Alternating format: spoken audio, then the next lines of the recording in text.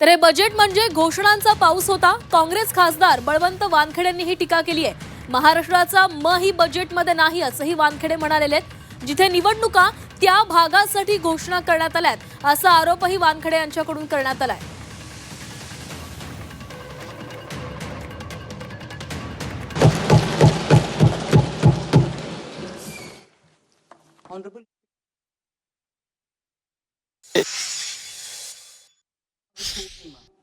जे घोषणाचा पाऊस म्हणतायत तो घोषणाचा पाऊस आहे। महाराष्ट्राचा म सुद्धा या बजेटमध्ये नाही। फक्त आणि फक्त जे निवडणुका ज्या काही राज्यात राहतील त्या राज्यांच्या केंद्रित असं बजेट आहे।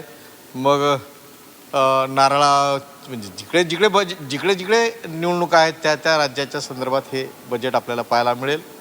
बाबतीत जी काही घोषणा केली जाते त्याचं उत्पन्न दुप्पट करू, त्यांना सक्षम करू, पण या बजेटमध्ये कुठलाही शेतकऱ्यांच्या विषयीचा ना खताच्या बाबतीत आहे, ना बियाण्याच्या बाबतीत आहे, ना कुठल्या बाबतीत त्यांची हे आहे। हे जे बजेट आहे हे सुधारणांचं बजेट आहे। त्याचं मूळ कारण असं आहे की कुठल्याही निवडणुका किंवा कुठल्याही राजकीय हेतूने प्रेरित नसलेलं हे बजेट आहे।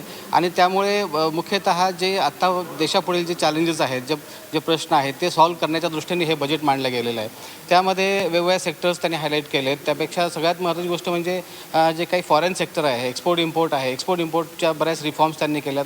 बऱ्याच ड्रग्जवरती इम्पोर्ट ड्युटी कमी केल्या आहेत, बऱ्याच वस्तूंवरती एक्सपोर्ट ड्युटीज कमी केल्यात। आणि त्यामुळे त्यांनी एक्सटर्नल सेक्टरला फोकस ठेवून हे बजेटमध्ये बऱ्यापैकी फोकस देण्यात आला। तर रोजगार निर्मिती हा या संपूर्ण बजेटचा एक फोकस आहे। याच्या व्यतिरिक्त स्टेबिलिटीच्या दृष्टीने याचं मूळ कारण असं आहे की जगभर जी अनिश्चितता पसरलेली आहे, त्यामध्ये टॅरिफ वॉर आहे, ऑइल प्राइसेस आहे, रुपयाचं अवमूल्यन आहे, ह्या सगळ्या गोष्टींचा विचार करता हे बजेट बनवल्याचं दिसतं आहे। यामध्ये कुठल्याही पॉप्युलर घोषणा करण्यात आलेली नाही त्याचं। आणि मला त्याच्यामुळे असं वाटतं की हे बजेट त्या अर्थाने तसं सक्सेसफुल बजेट आहे।